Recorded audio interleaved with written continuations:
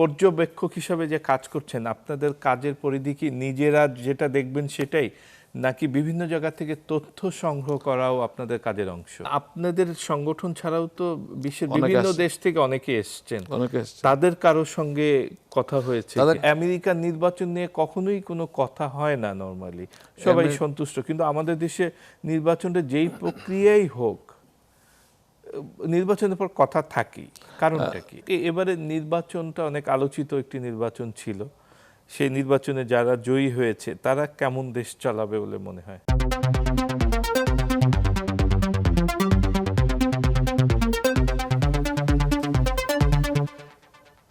স্বাগত জানাচ্ছি যত কথা অনুষ্ঠানে। যত কথা অনুষ্ঠানে আজ আমরা কথা বলবো সদ্য শেষ হওয়া 13তম জাতীয় সংসদ নির্বাচন নিয়ে। এই নির্বাচনে বাংলাদেশে যুক্তরাষ্ট্র থেকে এসেছিলেন পর্যবেক্ষক অ্যাটর্নি মঈন চৌধুরী, তার সঙ্গে নির্বাচন নিয়ে কথা বলবো। তবে তার আগে দর্শক, আজ বাংলার অন্যতম সেরা ঋতু বসন্তের প্রথম দিন, সেই বসন্তের শুভেচ্ছা বিশ্ব ভালোবাসা দিবসের। আমরা পরিচিত হয়ে নিচ্ছি আজকের অতিথি অ্যাটর্নি মঈন চৌধুরী। ধন্যবাদ। আমিও সবাইকে বিশ্ব ভালোবাসা দিবসের শুভেচ্ছা জানাচ্ছি। আপনি নির্বাচন উপলক্ষে বাংলাদেশে এসছেন এবং নির্বাচনের দিন অনেক কেন্দ্র ঘুরে দেখেছেন, সবকিছু পর্যবেক্ষণ করেছেন, কি দেখলেন? আসলে আমি যেইভাবে আসছি এবার, আমাদের যে international organization that is immigrants ইন্টারন্যাশনালের পক্ষ থেকে এখানে নির্বাচন পর্যবেক্ষণ করার জন্য আসছিলাম। সো আমার ধারণা অনুযায়ী যেসব জায়গাতে আমি গেছি, আগের দিন আমাদেরকে নির্বাচন কমিশন ব্রিফ দিয়েছিল, ওই অনুযায়ী আমরা বিভিন্ন জায়গায় আমাদের পাস ছিল। আমরা কিন্তু সব জায়গাতেই নির্দ্বিধায় এবং কোনো বাধা ছাড়া প্রতিটা পোলিং সেন্টারে ঢুকতে পেরেছি।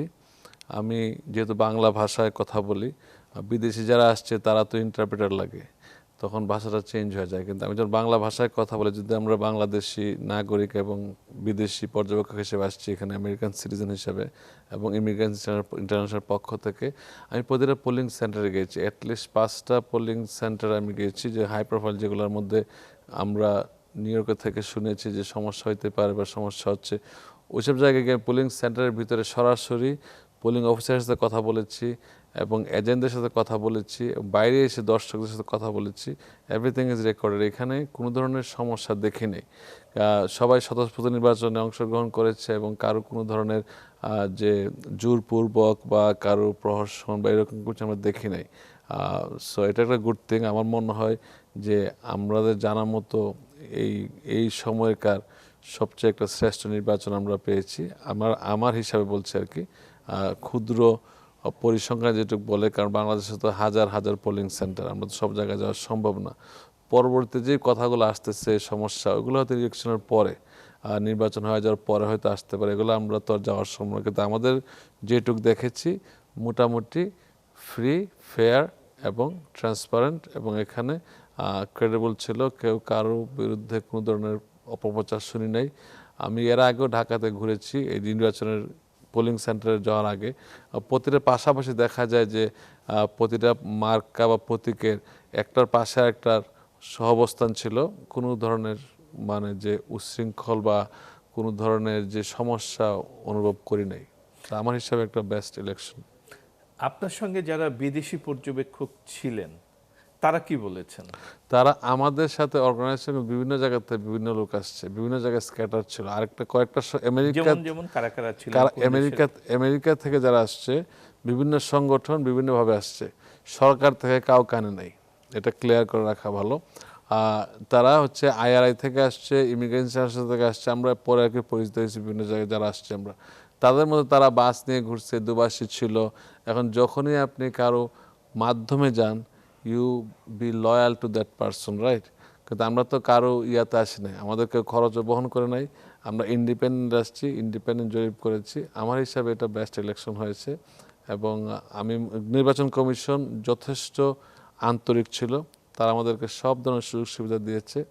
যেমন পুলিংয়ে ঢুকতে কোনো সমস্যা হয় নাই, বা এজেন্টরা আমাদেরকে যথেষ্ট স্বচ্ছভাবে কথা বলেছে। কোনো ধরনের ট্রান্সপারেন্ট ছিল, খুব ট্রান্সপারেন্ট ছিল। এবং তারা আমাদের ব্যাচ দিয়েছে, পাস দিয়েছে, গাড়ি চলাচলের কোনো বাধা হয় নাই, যে কোনো জায়গায় মুভমেন্ট করতে পারছি আমরা। আইনশৃঙ্খলা বাহিনী আমাদেরকে যথেষ্ট সহায়তা করেছে, না বললেই না। যে কোনো জায়গায় নির্বিঘ্নে নির্দ্বিধায় ঢুকতে পেরেছি আমরা। মানে অবজারভেশন যা বলে প্রপারলি অবজারভেশন করেছি এবং নিউট্রাল অবজারভেশন বলতে আমি বলতে পারি এটা স্বচ্ছ নির্বাচন হয়েছে।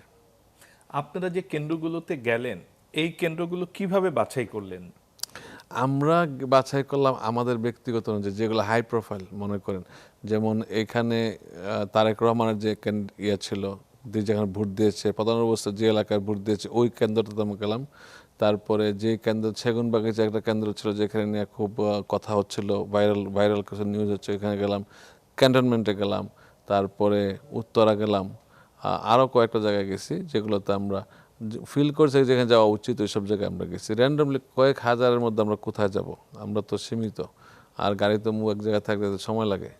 বাট বাট সর্বোপরি ইলেকশনটা ছিল প্রাণবন্ত। আমরা যে সেন্টারে গিয়েছি সবারটা বলতে পারবো না, ফেসবুকে অনেক অনেক কথা বলছে, এটা আমাদের বিষয় না, কিন্তু আমরা যে সেন্টারগুলো দিয়েছি মোটামুটি দেখেছি প্রাণবন্ত। এবং কেউ কাউকে এমনকি আমি লোক দেখেছি যারা লাইনে দাঁড়িয়ে আছে, আমি বললাম যে আপনারা যে লাইনে দাঁড়িয়ে আছেন কেউ কি আপনাকে বাইপাস করতে সুযোগ দিয়েছে? কয় না, আমরা বাইপাস করব না, কারণ আমরা লাইনে দাঁড়াই, দেখি লাইন দিয়ে ভোট দেবো। সো এটা খুব ভালো লাগছে আমার কাছে। বাংলাদেশের জায়গায়, দেশের মধ্যে জায়গায় দেখা যায় যে অনেক সময় সবাই চায় যে আমি একটু হাই প্রোফাইল, একটু আগে চলে যাই, এটা তারা করে নাই। এবং আরও অনেক লোকে ভোট দিয়েছে যারা স্ট্রেচার নিয়ে আসছে, হুইল চেয়ারে আসছে। একটা একটা প্রাণবন্ত পরিবেশ ছিল। এবং অনেকে আগে যারা ভোট দিতে পারে নাই বিভিন্ন কারণে, তারা বলছে যে আমরা ভোট দিতে পারছি এবার। অনেকের তো বয়স হয় নাই, এমনি দিতে পারে না। যারা বয়স্ক ছিল অনেকে বিভিন্ন কারণে ভোট দিতে পারে নাই, তারা এবার ভোট দিয়ে খুব সন্তুষ্ট। সো আমার হিসাবে এটা একটা প্রাণবন্ত ইলেকশন ছিল। এবং ভোটার উপস্থিতিটা কেমন চোখে পড়েছে আপনার? ভোটার ব্যবস্থা খুব ভালো চোখে পড়েছে, কিন্তু হাই প্রোফাইল কেন্দ্রগুলোতে ভোটারের থেকে দেখা যায় যে দর্শকের সংখ্যা বেশি, তারপরেও ভোটার ছিল অনেক। আর পার্সেন্টেজ আমরা বলতে পারবো না, কিন্তু লাইন কন্টিনিউ ছিল। সকাল আমরা যখন গেছি 10টার পর থেকে কন্টিনিউ লাইন ছিল। এবং এটা টোটাল ডাটা দেখলে বোঝা যাবে কত ভোটার দিয়েছে। আপনারা যে কেন্দ্রগুলোতে গিয়েছেন সব কি ঢাকা সিটির মধ্যেই? আমি ঢাকা সিটির মধ্যে ছিলাম। আমি ঢাকা সিটির মধ্যে ছিলাম, কারণ ঢাকার বাইরে গেলে ঢাকায় আসা যাবে না, দিন তো একদিনই তো ইলেকশন হচ্ছে। আর কম্পেয়ার করলে আমেরিকাতে ইলেকশন, বাংলাদেশে ইলেকশনটা টাইমটা কম থাকে, 7:30 থেকে 4:30 পর্যন্ত মানুষ তো আসতেই থাকবে। আমেরিকাতে কিন্তু ইলেকশন হয় রাত 9টা পর্যন্ত। কেন রাত 9টা পর্যন্ত হয়? কারণ 5টা পর্যন্ত কাজ। অনেকে কাজের পরে তারা যায় ভোট দেয়, বাসায় আসার পরে বা কাজের পথে ভোট দেয়। কিন্তু বাংলাদেশে যেহেতু বন্ধ দেওয়াতে এটা খুব ভালো সুবিধা হয়েছে। দিনের আলোয় ভোটটা হলে, আমেরিকার দিনের আলোয় ভোট সরকারি হয় না। ছুটি দেওয়া হয়েছে। সরকার ছুটি দেওয়া হয়তো একটা উৎসব মুখর পরিবেশ ছিল, অনেকে গ্রামে চলে গেছে। তবে ভালো দিক থেকে ঢাকাতে যখন ঘুরেছি, ঢাকায় কিন্তু ট্রাফিক জ্যাম ছিল না। আগামী কালকাতাতে ট্রাফিক জ্যাম হবে। সো খুব স্বাচ্ছন্দ্যে ঘুরতে পেরেছি, এটা খুব একটা ভালো অভিজ্ঞতা আমার। পর্যবেক্ষক হিসাবে যে কাজ করছেন, আপনাদের কাজের পরিধি কি নিজেরা যেটা দেখবেন সেটাই, নাকি বিভিন্ন জায়গা থেকে তথ্য সংগ্রহ করাও আপনাদের কাজের অংশ? আমরা তথ্য সংগ্রহ করি। আমাদেরকে যখন জানছে এখানে কিন্তু প্রচুর আমেরিকান সিটিজেন্স, বাংলাদেশের নিউ ইয়র্ক এখানে বাংলাদেশে বসবাস করছে, যখনই জানছে তারা যে আমরা এখানে আসছি, অনেকে আমাকে বিভিন্ন জায়গা থেকে ভিডিও করে পাঠিয়েছে, যে কক্সবাজার থেকে, আপনার ময়মনসিংহ থেকে তারা ভিডিও করে পাঠিয়েছে, মঈন ভাই আপনি একটু ভিডিওটা রাখেন, দেখেন আমাদের কেমন হচ্ছে। ওইটা পার্ট অফ ভলান্টিয়ার্স বলতে পারি, আমাদের সাথে তারা ভলান্টিয়ার হিসেবে কাজ করে। They are very happy that America থেকে একজন পরিচিতর মধ্যে একজন, যে সম্পূর্ণটা বুঝি আমরা যেহেতু ছোটোবেলা দেশে ছিলাম। সো এই যে সরজমিনের পর্যবেক্ষণ করতে পারছি, এটা অনেকে প্রাউড ফিল করতেছে যে হ্যাঁ, আমরা রাজনৈতিক দলের কোনো অংশ না, কিন্তু আমরা চাই যে বাংলাদেশ ভালো থাকলে আমাদের নাগরিকরা ভালো থাকবে। আমি ওই দিন একটা কথা বলেছি, আমাদের দেশের আমেরিকা যারা থাকে প্রতিটা লোকেরই কেউ না কেউ বাংলাদেশে থাকে, নিকটাত্মীয়, দূরের আত্মীয়, বন্ধুবান্ধব অথবা শুভাকাঙ্ক্ষী থাকে। তারা কিন্তু প্রচুর কন্ট্রিবিউট করে দেশের অবস্থা যদি ভালো না হয় তাদের কন্ট্রিবিউট করতে মন চায় না, ইনভেস্টমেন্ট ব্যাহত হচ্ছে। এবং গণতান্ত্রিক সরকার খুবই গুরুত্বপূর্ণ।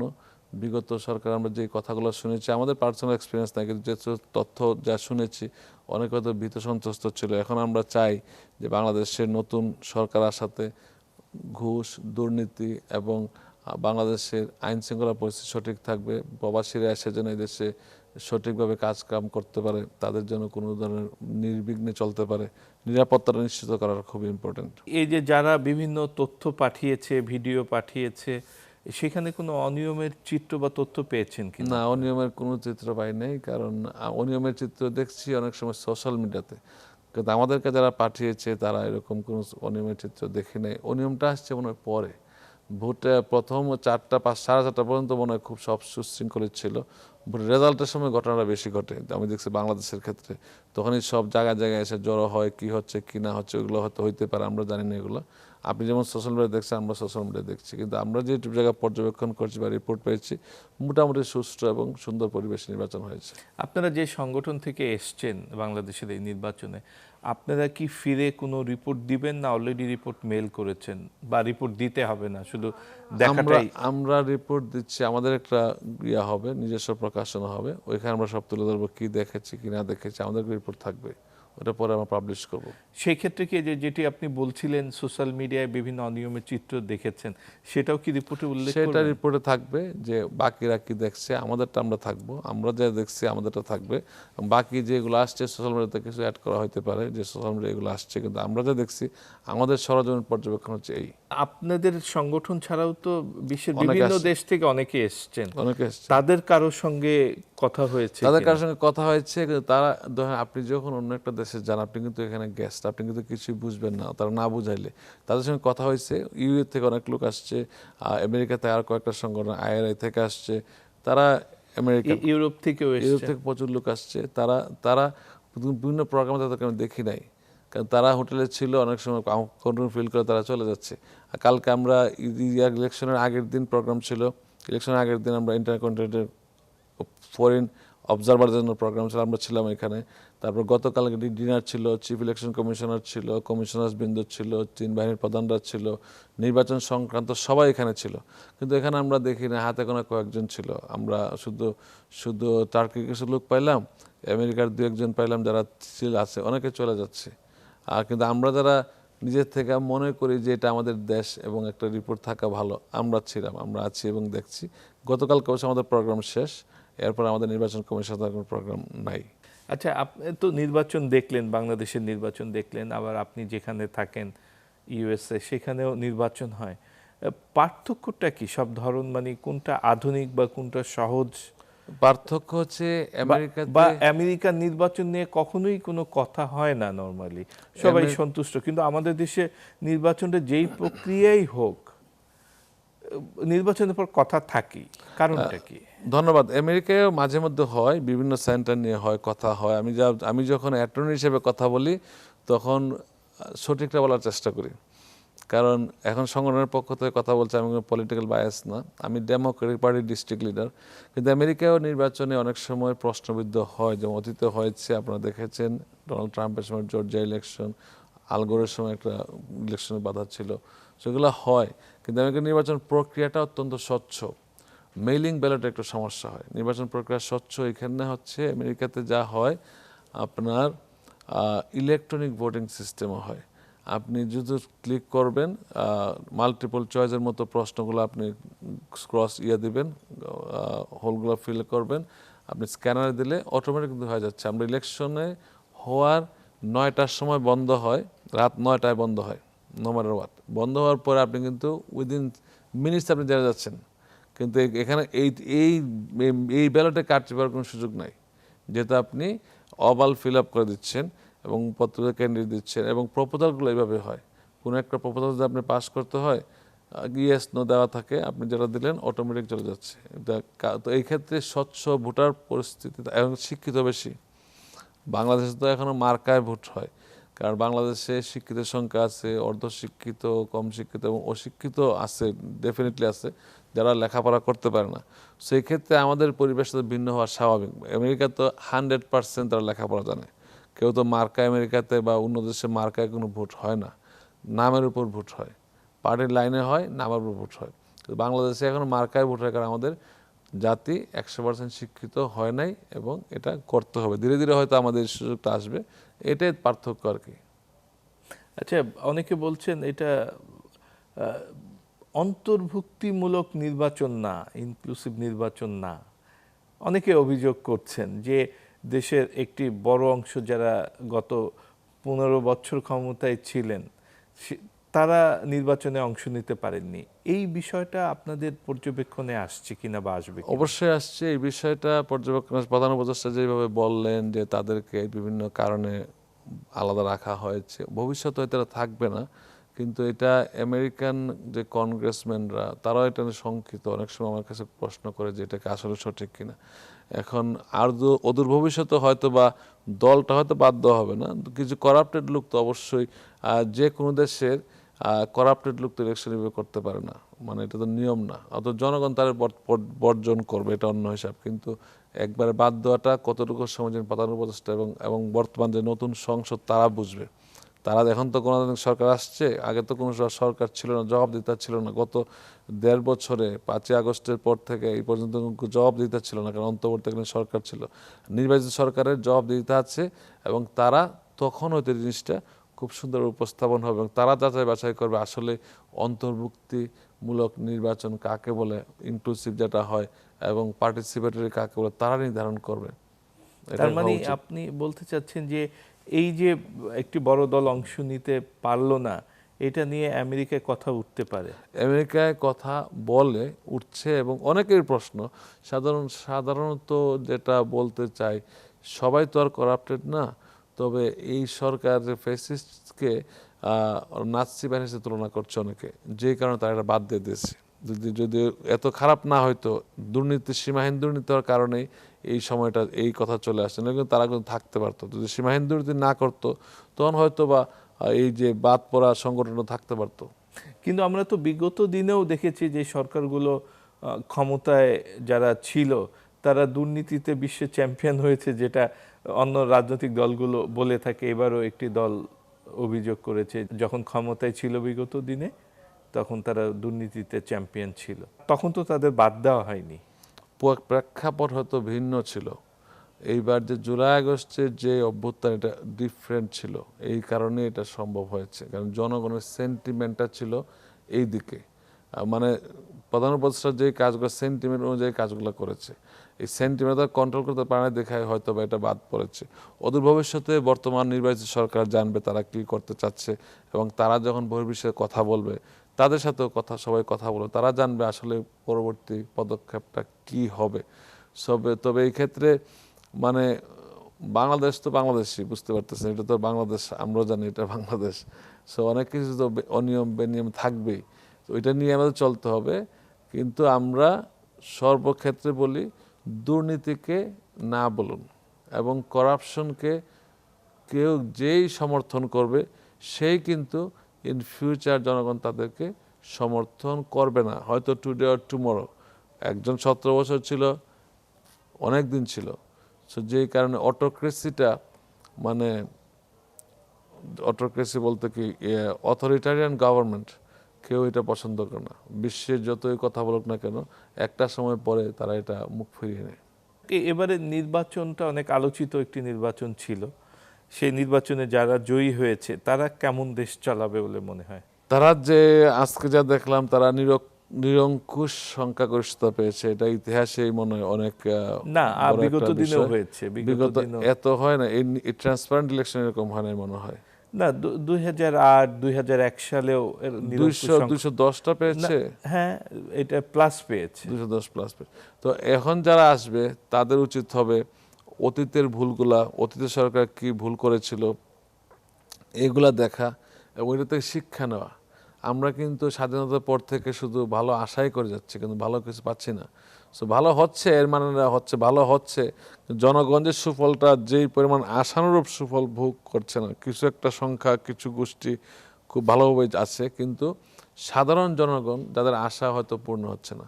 তা আশা পূর্ণ করার চেষ্টা করলে, যদি জনগণ চায়, যতদিন চায় ক্ষমতা থাকা যায়, কিন্তু জনগণের উপর প্রেশার ক্রিয়েট করে না। এই যে বিগত সরকারগুলো যারা ক্ষমতায় ছিল, দেশ চালিয়েছে, আপনি বলছিলেন যে দুর্নীতিতে চ্যাম্পিয়ন হয়েছে বা ব্যাপক দুর্নীতি করেছে, তো এই দুর্নীতিগুলো আপনি, যদিও বা এখন আমেরিকার নাগরিক নিশ্চয়ই, বাট আপনার বেস তো এই বাংলাদেশ, ডেফিনেটলি। তখন আপনার কেমন লাগে দেশ সম্পর্কে যে এই দুর্নীতির চিত্রগুলো পান? দুর্নীতির চিত্র পেলে অবশ্যই খারাপ লাগে, কারণ আমরা তো এই দেশে এক্সপেক্টেড হিসেবে সবাই আসতে চায়, ইনভেস্ট করতে, তাদের ছেলে মেয়েদেরকে এখানে মানুষ করতে। অনেকে এমন আছে, আপনি দেখবেন তারা আমেরিকায় থাকে কিন্তু চায় যে তাদের সন্তানরা বেসিক এডুকেশনটা বা বেসিক কালচারটা বাংলাদেশ থেকে শিখুক। যখন দেশে নিরাপদ থাকে না, চাঁদাবাজ থাকে, দুর্নীতি থাকে, একটা কাজ করাইতে ঘুষ দিতে হয়, তখন তারা কিন্তু এই সিস্টেমটার সাথে পরিচিত হতে পারে না, তখন তারা চলে যায়। সো এটা আমাদের জন্য প্রয়োজন যে কোনো দুর্নীতিকে, যেই সরকারি ক্ষমতা থাকুক না কেন, দুর্নীতিকে না বলতে হবে।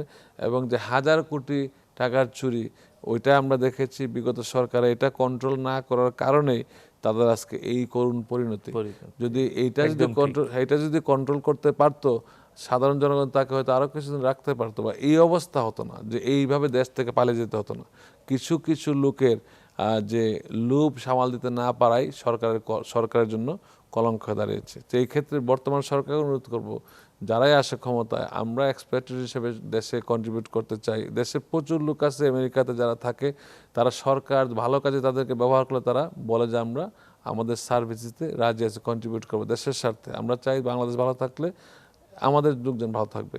সো এই ক্ষেত্রে বর্তমান যারা সংখ্যাগরিষ্ঠতা নিয়ে এদেশে সরকার গঠন করছে, তাদের প্রতি একটা অনুরোধ, আপনারা বিগত সরকারের যে অনিয়ম, দুর্নীতি, 1000 কোটি টাকার দুর্নীতি, এগুলা থেকে নিজেকে সরানোর চেষ্টা করবেন। জনগণ যেন, হ্যাঁ ক্ষমতা একসময় নাই থাকতে পারেন, কিন্তু একটা লোক যেন আপনার গালিগালাজ না করে, মন থেকে গালিগালাজ করে। অনেকে কিন্তু বিগত সরকারের অনেক কষ্ট পেয়েছে, অনেকের সাথে কথা বলি, তারা অনেকভাবে বঞ্চিত।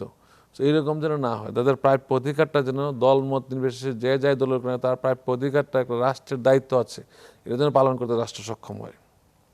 আচ্ছা মঈন চৌধুরী, আপনি তো ইমিগ্রেন্টস ইন্টারন্যাশনাল সংগঠন থেকে এসছেন, আপনার সংগঠনের কাজ কি? আমাদের সংগঠন, আমরা ইমিগ্রেন্টসদের রাইটস নিয়ে কাজ করি, এক্সপ্যাট্রিয়াস রাইটস নিয়ে কাজ করি, প্রবাসীদের নিয়ে কাজ করি, এবং আমেরিকায় যারা বৈধ ইমিগ্রেশন, তাদেরকে আমরা প্রপার গাইডলাইন দিয়ে থাকি। ব্যবসায়িক বাণিজ্যিক ভিত্তিতে না, এটা হচ্ছে স্বেচ্ছাসেবী ভিত্তিতে তাদেরকে হেল্প করে থাকি। যেমন অনেক ব্যাপার আছে যেগুলো সরকারের সাথে কাজ করতে হয়, মানে ইন্ডিভিজুয়াল হিসাবে, অর্গানাইজেশন হিসেবে সরকারের সাথে কাজ করার সুযোগ আছে, যেমন তাদের দাবি দেওয়া যেগুলো আছে।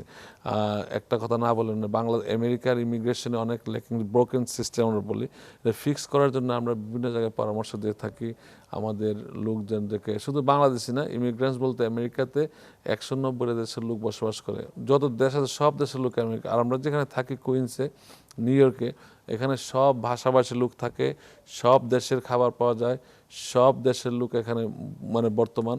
সো এই ক্ষেত্রে যাদের যে সমস্যা, multicultural city, diversity is our strength, আমরা বলি ডাইভার্সিটি ইজ আওয়ার স্ট্রেংথ। তো ডাইভার্সিটি হতে একটা যুগ ওইখানে থাকলে হয় কি, সে বিশ্বের সব দেশের লোকের সাথে মিশতে পারে সে, এবং সব দেশের ফুড সে পাচ্ছে, কেউ কিছু মিস করে না। তো এই ক্ষেত্রে আমরা যে কাজগুলো করি, বিভিন্ন জনপ্রতিনিধির সাথে, কংগ্রেসম্যান বলেন, সিনেটর্স বলেন, তাদের সাথে তাদের যে যুগসূত্র তৈরি করতে একটু সহায়তা করি। তাদের যে ডিমান্ডগুলো তারা রিচ করতে পারে না, আমরা রিচ করার চেষ্টা করি। যেমন ডাপা, এটা আমরা বাংলাদেশিদের ক্ষেত্রে অনেক প্রযোজ্য। ডিএসিএ, ডিফার্ড অ্যাকশন চাইল্ডহুড অ্যারাইভাল, যারা ছোটো বয়সে বাবা মার সাথে গেছে আমেরিকাতে, তাদের বিষয়ে কেউ কথা বলে না, আমরা এই কথাগুলো বলি তাদেরকে কি পাথে নিয়ে যাওয়া উচিত। কোনো অ্যাডভাইস চাইলে ইমিগ্রেশন বিষয়ে অ্যাডভাইস দিয়ে থাকি যে এই কাজগুলো সরকার করলে সরকার জন্য ভালো হবে। এটা কিন্তু সরকারের সাথে না, আবার সরকারকে আমরা হেল্প করি। ইমিগ্রেশন, একটা ইমিগ্রেন্ট ইন্টারন্যাশনালে কাজ করেন আপনি। আমেরিকার ইমিগ্রেশন নিয়ে এখন নানা কথা শুনি। নতুন যে সরকার এসছে গত 1 বছর ধরে আমেরিকাতে, তারা ইমিগ্রেশনটা খুব কঠিন করে দিচ্ছে। তারপরে ভিসার কথা শুনি, যে ভিসার ক্ষেত্রে এই টাকা ডিপোজিট করতে হবে, এই করতে হবে। এই বিষয়গুলো যদি একটু ক্লিয়ার করে বলেন। ধন্যবাদ। একটা করে শুরু করি। ভিসার ক্ষেত্রে টাকা সবার জন্য প্রযোজ্য না। আমাদের কমিউনিটি থেকে একটা কথা ছড়াইলে এটা এমনভাবে স্প্রেড হয়, নেগেটিভ পজিটিভ মিলে এমন একটা তৈরি হয় সিচুয়েশন, এবং শিক্ষিত লোকগুলো তখন হিমশিম খায় আসলে সঠিক তথ্য কোনটা। তো আপনার মাধ্যমে বলতে চাই, ভিসা যে বন্ড, এটা সবার জন্য প্রযোজ্য না। যারা ভিসা জন্য অ্যাপ্লাই করবে, যদি সরকার, আমাদের যে ইমিগ্রেশন কনসুলার অফিস মনে করে সে ওই দেশে বার্ডেন হবে, তখন তাকে বলবে যে ঠিক আছে, তুমি 15,000 টাকা, সর্বোচ্চ 50,000 টাকা পে করো, তোমাকে আমরা যেতে দেব। এটা কিন্তু কোনো এজেন্সিকে পেমেন্ট করবেন না আপনারা। অনেকে ভাবে স্যার আমি টাকা দিয়ে আপনি ভিসাটা করে দেন, দিস ইজ রং, এটা সম্পূর্ণভাবে অন্যায়। এটা পে করতে হবে। যখন ইন্টারভিউ হবে তখন কনসুলার অফিসার বলবে যে তুমি এই টাকা pay.gov-এ এই টাকাটা তুমি পে করো। এটা অল রেকর্ডেড, অথেন্টিক, এখানে কোনো পার্সন আপনার কাছে টাকা নেবে না, এভরিথিং ইন দিস সিস্টেম।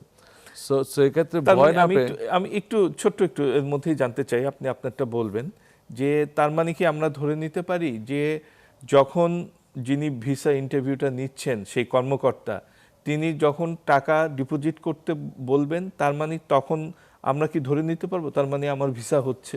তখন আপনি 90% ধরতে পারবেন যে ভিসাটা হচ্ছে, কারণ টাকা নেওয়া মানেই হচ্ছে সে আপনাকে ট্রাস্ট করছে আপনি আসবেন, কিন্তু আপনার যত লেকিংস আছে, হয়তো আপনার কোনো কাজ নাই বা আপনি বিশ্বের কোথাও কখনো ভ্রমণ করেন নাই, তো what is the guarantee that you come back?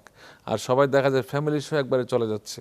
একবারে চলে যাওয়া মানে কি, he has no connection in this country anymore. So এক্ষেত্রে তারা মেক শিওর করতে চায় যে আপনি ফেরত আসবেন বা সরকারের প্রতি বুঝা হবেন না।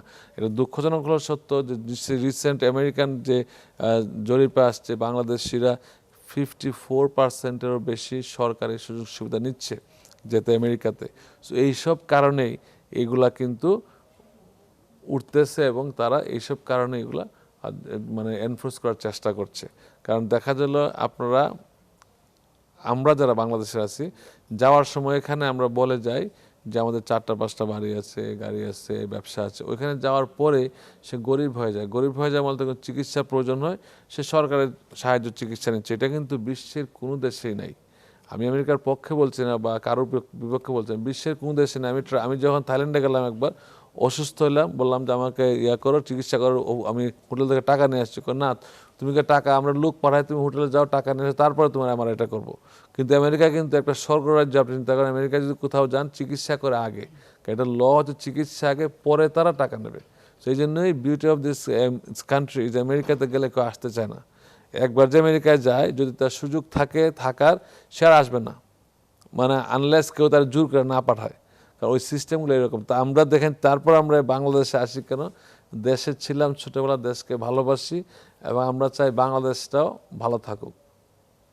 আচ্ছা, আর একটি বিষয়, আপনার এই টাকাটা ডিপোজিট যেটা আমেরিকার ভিসার জন্য দিতে হবে, এটা যারা আগে যে এসছে তাদের ক্ষেত্রেও কি সেকেন্ড টাইম বা থার্ড টাইম ফোর্থ টাইম যদি ভিসার জন্য অ্যাপ্লাই করে, তাহলে তাদেরও কি ডিপোজিট করা ধন্যবাদ। লাগতে যারা পারে? অতীতে আমেরিকাতে কখনো গিয়েছিল, তারা visa terms and condition violate করে নাই, তারা 6 মাসের ভিতরে চলে আসছে, কোনো ধরনের সরকারি সুবিধা তারা নেয় নাই, তারা যদি আবার ভিসার জন্য পুনরায় ভিসা যে রিনিউ করার জন্য অ্যাপ্লাই করে, তাদের জন্য প্রয়োজন হওয়ার কথা না। কিন্তু যদি কেউ ধরেন ওখানে যাওয়ার পরে একটা তার আমেরিকান বাচ্চা জন্ম হলো, সরকারের বিলটা তাদের বিলটা সরকার পে করলো, তখন অনায়াসেই ধরা নেওয়া যায় যে সে আবার যে এই কাজটা করবে, তখন তাকে হয়তো চাওয়া যেতে পারে। একবার যদি আপনি গরিব হিসেবে টাকাটা নিয়ে নেন, ওই টাকা ফেরত দেওয়ার জায়গা নেই, কারণ আপনি বলছেন আপনি গরিব, আপনার কিছু নাই, তখন সরকার আপনার টাকাটা পে করছে। আপনি যদি বলেন আমি এখন ধনী হয়েছি আবার টাকা ফেরত দেবো, no, somebody paid for you already. So এক্ষেত্রে আমাদের স্মরণ রাখতে হবে, যারা আমেরিকা থেকে, যারা আমেরিকায় যায়, যারা বাংলাদেশ, যারা একটা হাই সোসাইটি যারা যায়, তারাও কিন্তু ওইখানে গিয়ে যার সাথে থাকে তার মতো পরামর্শ নেয়। সো আপনারা উচিত হবে, আপনারা দেশে যারা বড় লোক, তারা তো সব জায়গায় কিন্তু ওই স্ট্যাটাস মেনটেন করতে পারে। ওইখানে গিয়ে তারা যেন প্রফেশনাল করে হেল্প নেয় এবং কথাবার্তা বলে, দরকার পড়ে কনসালটেশন ফি দিয়ে কথা বলুক, তখন সে বুঝতে পারে তার কোনটা সঠিক কোনটা বেঠিক, সেজন্য ফিউচারের সমস্যা না। একজন আমাকে খুব কষ্ট করে বলে যে স্যার আমি তো টাকা দিতে পারতাম, আমার বাচ্চা হয়েছে, আমি $10,000 দিতে পারতাম, টাকা ছিল, কিন্তু আমার একজন আত্মীয় বললো যে টাকা দিও না, আমরা তো সরকারি ফ্রি পাই। সেও কিন্তু সঠিক, কিন্তু সঠিক হওয়ার কারণে আজকে তার বিচার রিনিউ করার জন্য তাকে বলতে, তুমি তাকে আগে সরকারি বার্ডেন ছিল, এখন তুমি যে আবার গিয়ে ভরসা কি? সো এই ক্ষেত্রগুলো বুঝতে হবে আমাদেরকে। আমার একটা অভিজ্ঞতা থেকে বলি যে আমি অনেকবার গিয়েছি আমেরিকাতে, কিন্তু যখন ওদের দেশে ঢুকি তখন সিল দেয়, কিন্তু যখন বের হয়ে আসি তখন কোনো সিল দেয় না। তাহলে ওরা কি করে বুঝবে যে আমি কতদিন ওদের দেশে ছিলাম? Very good question. এখন ট্রাভেলসগুলো করে কি, যে এয়ারলাইন্সগুলা, তারা আপনি যাওয়ার আগে ডাটাটা পাঠিয়ে দিচ্ছে। সো এই ক্ষেত্রে আপনি যদি মনে করেন যে আপনি, অনেকেই মনে করেন আমার সিল নাই, কদিন থাকবো, আর যারা যাওয়ার সময় তাদেরকে সিল দেওয়া হয় না। এখন কিন্তু একটা জিনিস খুবই গুরুত্বপূর্ণ, সবার জানা উচিত বাংলাদেশিদের ক্ষেত্রে, অনেককে কিন্তু আপনারা জানি যে ভিসা পায় ফর 5 ইয়ার্স, একটা ভিসা ভ্যালিড থাকে, কিন্তু প্রতি এন্ট্রি কিন্তু 5 ইয়ার্স না। আপনি একবার ঢুকলে, ভেরি কমন কোয়েশ্চেন, কিন্তু বারবার বলতে হয় কেন, মানুষরা ভুলে যায় বা ভুল বুঝে। মনে করে যে 5 বছর 5 বছর, থাকতে হ্যাঁ পারবো আমি। হ্যাঁ, কিন্তু তাদের কথা হচ্ছে এখন এটা তাদেরকে দেওয়া হয় every entry valid for 6 month. এখন যেটা করতেছে আমেরিকান সরকার, অনেক 190 ডেজ যেটা বলে। অনেককে 15 দিনও দিচ্ছে, অনেকে স্ট্যাম্পে 15 দিন মেরে দিচ্ছে। 15 দিন থাকলে আপনি কিন্তু 15 দিনের বেশি থাকতে পারবেন না, যেহেতু 15 দিন দেওয়া। তো এক্ষেত্রে ভেরি কেয়ারফুল, যদি কেউ যদি 15 দিনের বেশি মনে করে এটা আমি না যতদিন যে থাকবো, সেখানে সে আর কোনো যেতে পারবো না আমেরিকাতে। অনেকে কিন্তু এয়ারপোর্ট থেকে অ্যারেস্ট করে এইসব কারণে, সে বুঝে না, কারণ ভালোই বুঝে কিন্তু ওই ক্ষেত্রে সে তো স্কিপ করেছে। এটা ভালো ইনফরমেশন এটি। আর ইমিগ্রেশনের বিষয়গুলো যে খুব কঠিন হয়ে গেছে, অনেককে পাঠিয়ে দেওয়া হচ্ছে, কাদেরকে পাঠিয়ে দেওয়া হচ্ছে? Good question. কাদেরকে পাঠিয়ে দেওয়া হচ্ছে বললে আমার একদিন লাগবে কথা বলতে।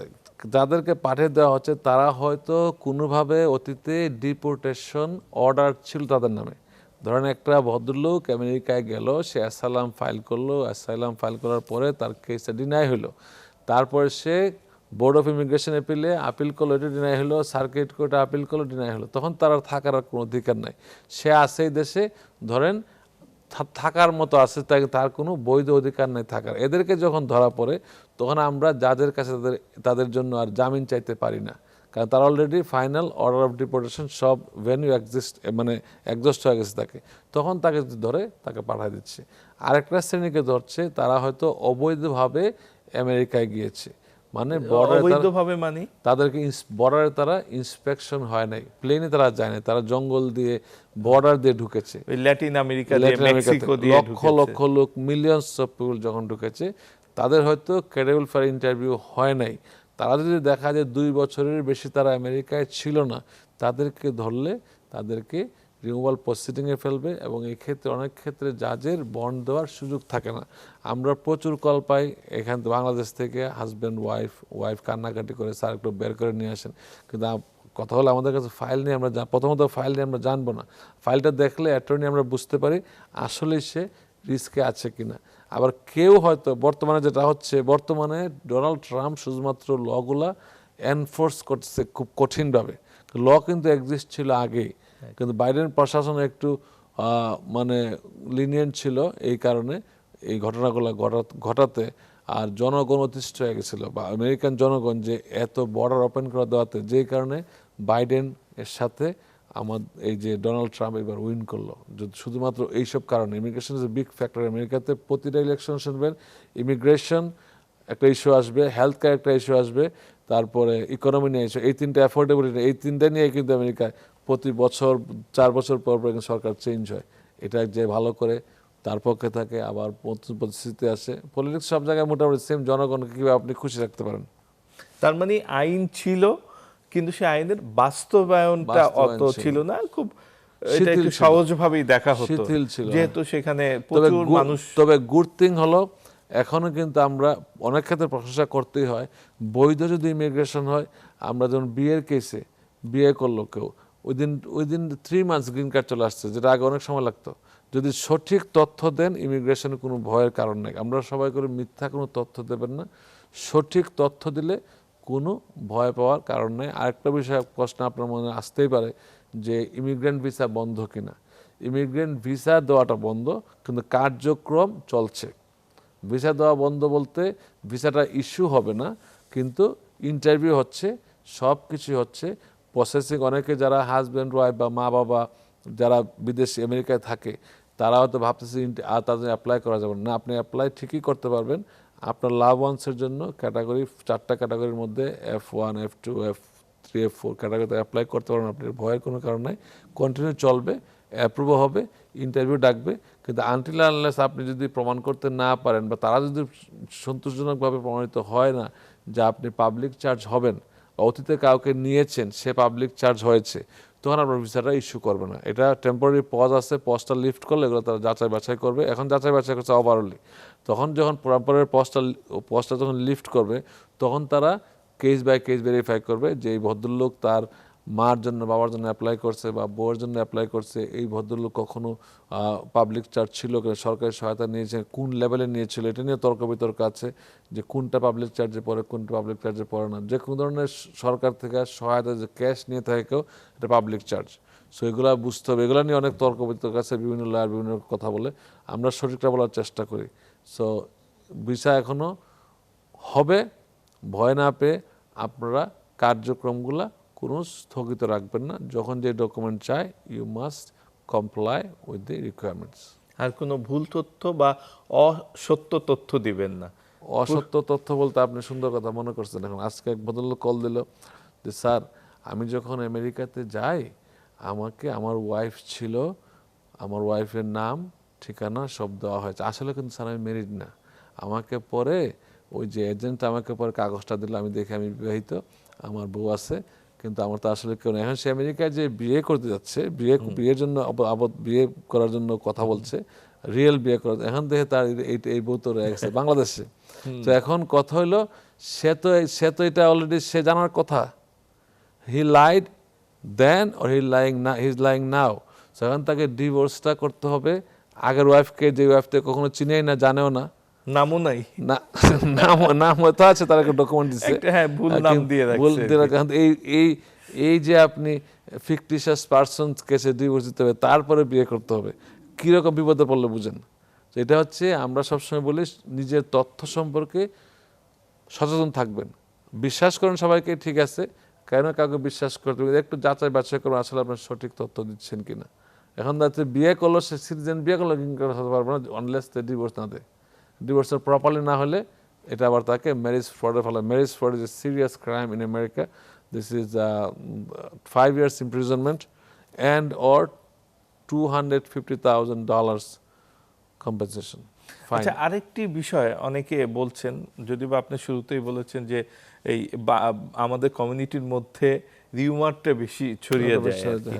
তারপরও প্রশ্নটা আসছে অনেক ক্ষেত্রে যে যারা দেখা গেছে আমরা জানতাম কারো কোনো দম্পতির সন্তান যদি আমেরিকায় জন্ম নেয় সে তো সঙ্গে সঙ্গে নাগরিকত্ব পাচ্ছে এবং সন্তানের বদলতে বাবা মাও একসময় 21 বছর পরে 21 বছর পরে, তো এইটা কি বাতিল হয়েছে কিনা? না, এখনো বাতিল হয় না। ডোনাল্ড ট্রাম্প ক্ষমতা নেওয়ার পরে জানুয়ারি 2025-এ সে এক্সিকিউটিভ অর্ডার দিয়েছিল, এটা বাতিল করে যাবে।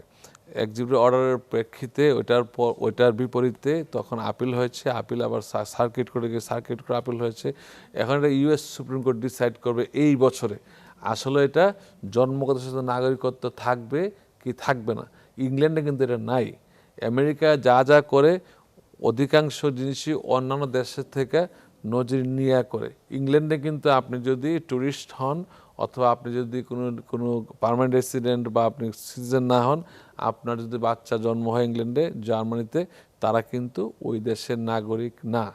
কিন্তু আমেরিকা একটা ইউনিক পলিসি ছিল এবং আমেরিকার যে ইমিগ্রেশন পলিসি ওয়ার্ল্ডের বেস্ট, এর থেকে শিথিল, এর থেকে উদার আর পলিসি হইতে পারে না। আপনি অস্ট্রেলিয়া যান, কানাডা যান, ইংল্যান্ড যান, জার্মানি যান, নেই many country they don't have this kind of broader system. America গেলে আপনি একজনের দিকে 20 জন চলে আসছে, ভাই বোন আত্মীয় স্বজন অ্যাপ্লাই করছে, মা বাবা আসছে, কিন্তু অন্য দেশে এগুলো না, সুযোগ নাই। সো আমেরিকা চাচ্ছে এখন ওই সব দেশের জিনিস ফলো করার চেষ্টা করছে, যেগুলা যে তারা পারছে আমরা পারবো না কেন।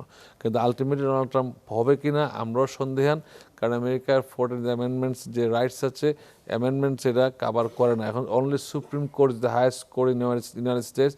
I am one of the admitted member of the United supreme court. So ওই কোর্ট এখতিয়ার আছে ডিসাইড, আর কোনো কোর্টের এখতিয়ার নাই। বাকি সবগুলো যা ছিল এগুলা ভুলে গিয়ে এখন we must focus on supreme court of the United states, তাদের ডিসিশনের ফাইনাল বলে চূড়ান্ত হবে। ইমিগ্রেশন সংক্রান্ত আর কোনো গুরুত্বপূর্ণ তথ্য আছে কিনা আমাদের বাংলাদেশি দর্শক বা বাঙালিদের জন্য? আপনি অনেক তথ্য কভার করেছেন, মোটামুটি এভরিথিং ইজ ডান। তবে সবাইকে একটা কথাই বলবো, মিথ্যা তথ্য দিলে এটা সঠিক করা অনেক কষ্ট। অ্যাটলিস্ট আপনি কোথায় কী লিখছেন মনে রাখবেন এবং সঠিক তথ্য দেওয়ার চেষ্টা করবেন। জি, ধন্যবাদ। আপনাকে ধন্যবাদ। মঈন চৌধুরী, অনেক গুরুত্বপূর্ণ, যদিও বা আপনার সঙ্গে আমরা নির্বাচনে, আপনি সদ্য সমাপ্ত নির্বাচনে ফরেন অবজারভার হিসেবে এসেছেন, নিজ দেশে ফরেন অবজারভার, ফরেন অবজারভার, ভালোই লাগছে। এই জন্য তো অবশ্যই আমরা গর্বিত। আবারও দেখা হবে অন্য কোনো অনুষ্ঠানে। ধন্যবাদ। দর্শক, যেটি জানলাম আশা করি সবাই এটি ধারণ করব, এটি মেনে চলব। সবাই ভালো থাকবেন।